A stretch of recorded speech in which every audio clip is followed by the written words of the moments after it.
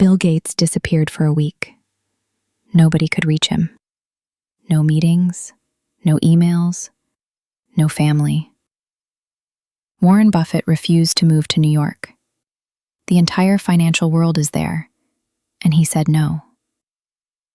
Emma Watson stood on a stage at the United Nations, and on the inside, she felt like Bambi caught in headlights. Lady Gaga wore a hat so big, it kept people 2 feet away from her at every party she was forced to attend. 4 people. 4 completely different lives. One thing in common. They're all introverts.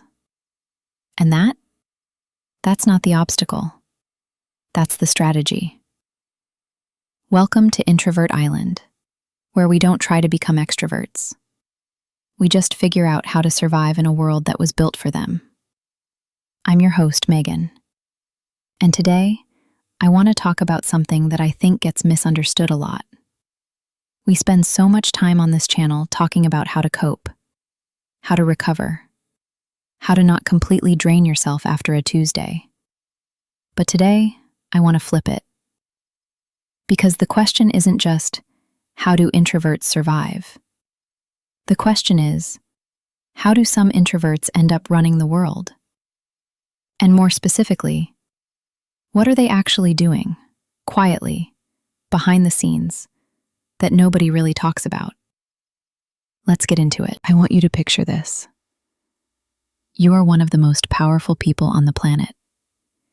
You run a company worth hundreds of billions of dollars. You have a team of thousands, and twice a year, you disappear. No phone calls, no team, no family visits. You go to a small cabin in the Pacific Northwest, stock it with Diet Orange Crush and a pile of reading, and you sit there alone for a week, reading, thinking, writing notes to yourself, up to 18 hours a day. This is what Bill Gates calls Think Week, and he's been doing it since the 1980s. One of those Think Weeks in 1995? That's when he wrote the memo that redirected all of Microsoft toward the internet. 1 week alone, in a cabin, with no interruptions, and it changed the trajectory of one of the biggest companies in history. Now, why am I telling you this? Because I think we have this idea that success is about being constantly connected, always available, always in the room, networking, meeting, presenting, performing. But Gates understood something that most people don't want to admit. The most important thinking cannot happen in a crowded room. For introverts, our real work, the deep kind, it happens in the quiet. And instead of apologizing for needing that quiet, he scheduled it. He protected it. He made it non-negotiable. Your Think Week doesn't have to be a cabin in the woods. But you probably have a version of this. A long drive alone. A Sunday morning before anyone else wakes up. A lunch break where you put your headphones in and just breathe. That's not laziness. That's your system. Here's something about Warren Buffett that sounds almost too simple to be true. He lives in Omaha, Nebraska. He bought his house there in 1958 for $31,500. He still lives in it.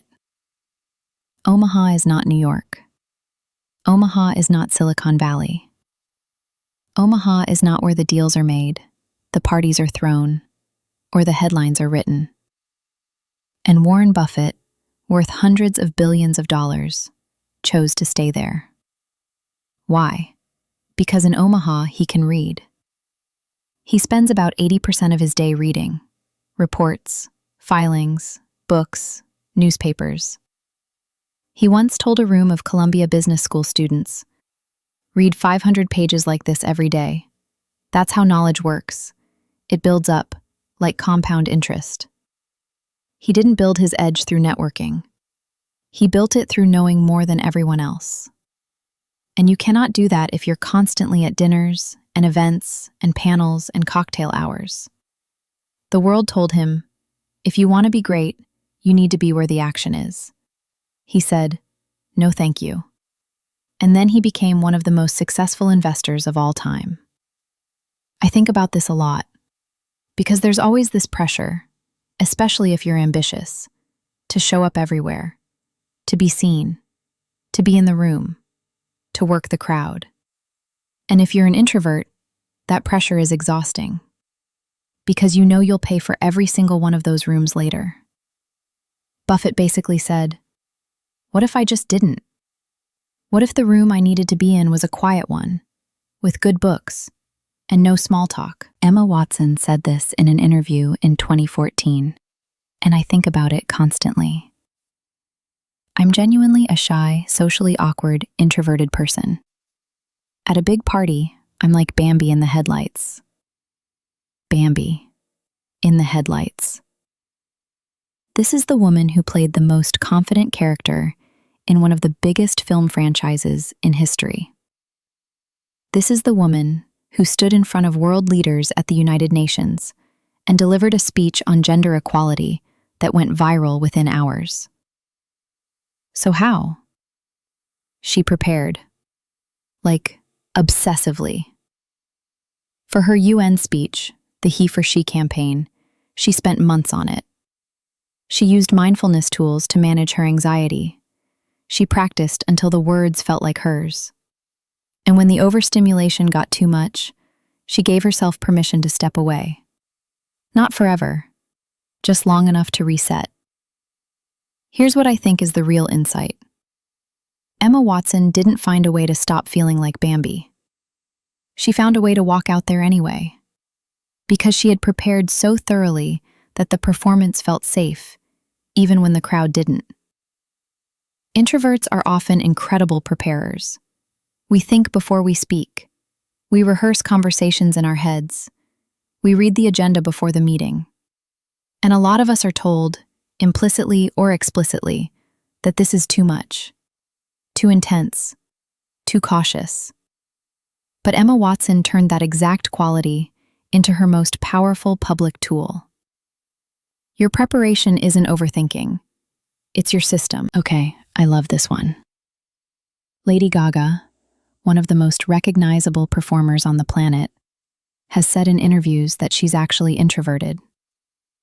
I'm an introverted person. I don't really go out to parties or enjoy big crowds. When I'm not working, I prefer to be with my family or alone in nature. That's where I find my peace. And then she developed what I can only describe as a genuinely genius energy management system. First, the hat. She wears enormous hats, on purpose. She said, and I am not making this up, the hat is a nice barrier. The bigger the better. For me, it keeps the devil away. I always like when I have a hat big enough to keep people away at pretentious parties. She weaponized a fashion choice to create literal physical space. Second, the phones. She has two. One for work, one for real life. Her actual friends have one number. The entertainment industry has another. She created a hard line between who gets access to the performance version of her and who gets access to the real one. And you know what? It worked. Because the reason she can be that electric on stage is because she protects the person who lives off stage. Now, I'm not saying you need a giant hat, although honestly, no judgment if you do. But I think this is something worth sitting with. Where in your life are you letting the public version of you bleed into the space that the real you needs? Your notifications, your social media, the way you answer every message the second it comes in. What would it feel like to have a boundary that clear? Okay, so we've got a tech billionaire who disappears to a cabin, an investor who never left his hometown, an actress who overprepares for every public moment, a pop icon who uses hats and two phones to protect her inner world. 4 completely different strategies. One shared logic. None of them tried to become extroverts. They didn't white-knuckle their way through a personality that wasn't theirs. They looked at who they actually were, someone who needs quiet, depth, solitude, protection. And they built a life that made space for that. A time system, a location system, a preparation system, a boundary system. They designed around their nature instead of fighting against it. So, what's yours? I've been thinking about this lately. Mine isn't a cabin. I don't have a think week. But I've turned off all my app notifications. I open social media on my own terms, not when it calls for me. And honestly, some of my most grounding conversations are with my cats. Don't laugh, it counts. And then there's this. A few days ago, my sister invited me and my boyfriend to the beach with a group of people we didn't know. My boyfriend, bless him, immediately started making friends with everyone. And me? I spent most of the day talking to my sister. And here's the thing. I was fine. More than fine, actually. Not because I suddenly became good at mingling, but because when my sister is there, I forget I'm surrounded by strangers. She's someone I could talk to for hours about anything. She's my anchor. And I realized that's a system too. Having one person in the room who makes the room feel safe. You don't need to work the whole crowd. You just need your person. So here's what I want to leave you with. You're probably already doing this. You probably already have a version of a system, something you do, a way you've set up your life, that quietly protects your energy so you can show up for the things that actually matter. The question is just whether you've noticed it, whether you've let yourself call it a strategy instead of calling it a limitation. So I want to hear from you. What's your system? Time? Location? Preparation? Boundaries? Or something completely different? Leave it in the comments. I read every single one. And if someone you know is an introvert who still hasn't figured out that their quietness might actually be their superpower, share this with them. It's quiet on the island. But you're not alone. See you on the next one.